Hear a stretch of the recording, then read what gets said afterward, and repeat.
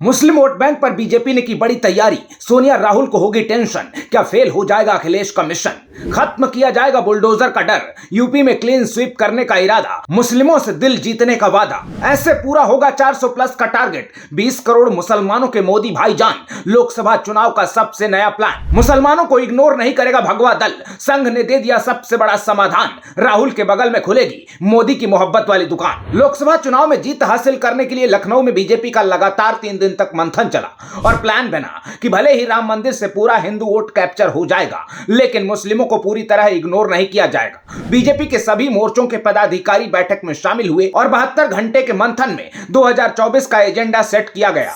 बैठक में पार्टी ने सभी मोर्चों को बड़ी जिम्मेदारी दी, खास करके मुस्लिम वोट बैंक को साधने के लिए मुस्लिम मोर्चा को जिम्मेदारी दी गई। बीजेपी का मुस्लिम मोर्चा अब यूपी में सभी 80 लोकसभा सीटों पर शुक्रिया मोदी भाईजान अभियान चलाएगा। कार्यक्रम की टैगलाइन होगी, ना दूरी है ना खाई है, मोदी हमारा भाई है। हर मुस्लिम घर तक ऐसे पोस्टर बैनर पहुंचाए जाएंगे। इस अभियान से बीजेपी अल्पसंख्यक मोर्चा यूपी की बड़ी मुस्लिम आबादी को कवर करेगा और हर जिला मुख्यालय से अभियान को मॉनिटर किया जाएगा।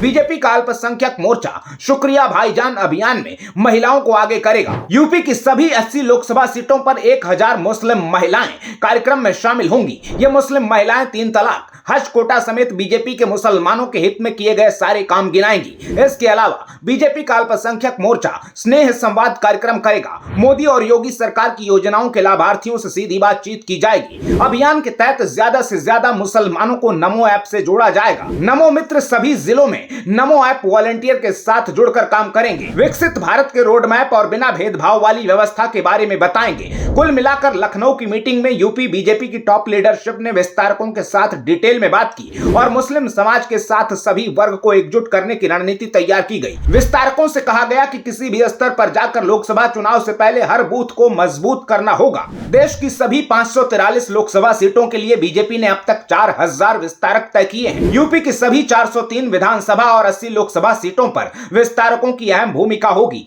बीजेपी के विस्तारकों के साथ संघ के कार्यकर्ताओं और बूथ वर्कर्स का भी रोल तय किया जाएगा। लखनऊ की मीटिंग से जो मैसेज दिया गया उसके मुताबिक बीजेपी मुस्लिम वोट पर अब तक का सबसे बड़ा प्रयास करने जा रही है। नफरत और सांप्रदायिकता के आरोपों के बीच चुनावी माहौल में पूरी तरह डैमेज कंट्रोल की कोशिश होगी और मुस्लिम महिलाओं के जरिए मुसलमान वोट भी बीजेपी अपने वोट शेयर में जोड़ना चाहती है। अमित शाह इस वक्त हर राज्य में जनाधार के हिसाब से बीजेपी का वोट शेयर तय कर रहे हैं। शाह ने यूपी में इस बार अखिलेश, मायावती, राहुल सबका सुपड़ा साफ करने का लक्ष्य दिया है। इतना ही नहीं, यूपी में अमित शाह ने नेताओं कार्यकर्ताओं से सभी 80 सीटें जीतने की गारंटी मांगी है। राम मंदिर को बड़ा मुद्दा बनाकर कम से कम 50% वोट हासिल करने का टारगेट रखा गया है। शाह का टारगेट पूरा करने के लिए बीजेपी कार्यकर्ताओं के सामने इस बार बड़ा चैलेंज है। 400 सीट लाने के लिए बीजेपी को यूपी ही नहीं, हिंदी बेल्ट के सभी राज्यों में अपनी सीटें बढ़ानी होंगी। पश्चिम बंगाल, असम, महाराष्ट्र और गुजरात में भी 2019 का प्रदर्शन दोहराना होगा। 400 का आंकड़ा पार करने के लिए बीजेपी को केरल, तमिलनाडु,